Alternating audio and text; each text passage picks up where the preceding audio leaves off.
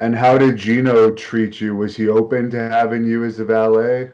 He really liked the idea because of the angle with Stella back then. Like the guys didn't touch the girls at all. That was just totally taboo.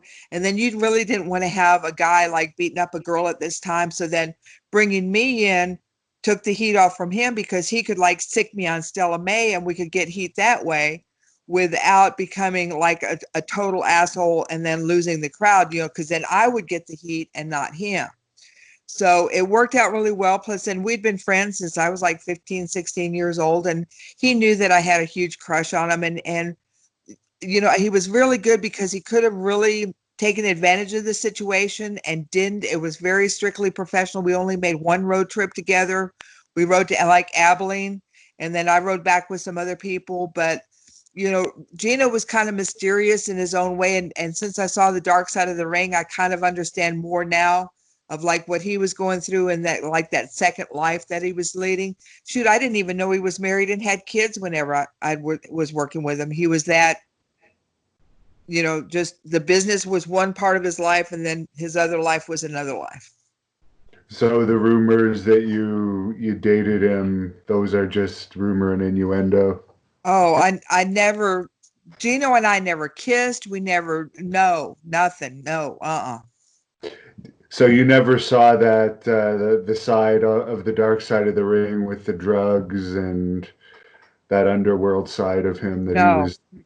I know that he had like his friend that was down in Houston. He had the bar that he went to, and there was always kind of the deal of like he was doing something that he shouldn't have been doing.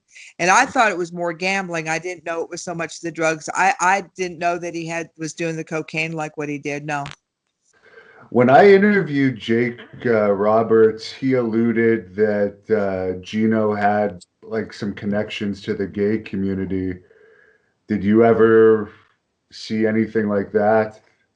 Mm, that's a first on me.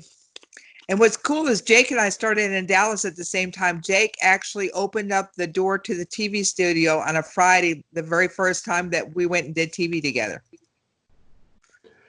And for Gino's death, what was your reaction when he passed away? And at the time, did you think it was just an overdose, or was there a controversial rumor around during those Oh, days?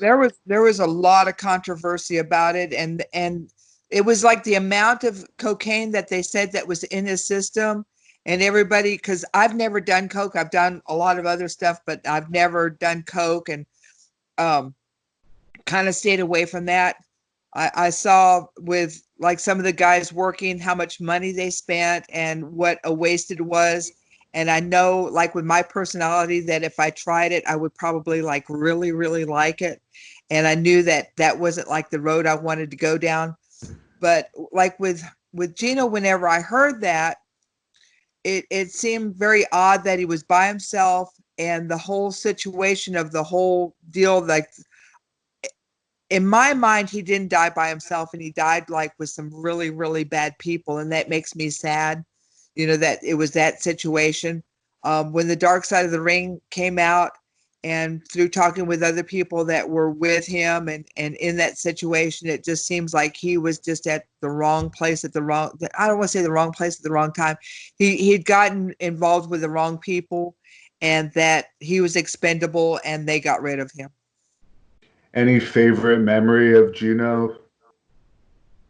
Oh my gosh, how happy he was at the Cotton Bowl whenever they had won the six-man titles because he had like three title belts on. And that, how happy with like Chris and Jake and Gino and myself. That was like super fun because like everybody was happy and it was like we were really champions and we were at the Cotton Bowl and it was fun. It was a really, really fun day. Thank you for watching the Hannibal TV. Please like this video if you enjoyed it and click the subscribe button to not miss any of our latest shoot interviews, match videos, or news updates. Support us on patreon.com for $1.99 a month to watch our full shoot interviews ad-free and help our channel grow. Follow us on Twitter at the Hannibal TV for instant updates.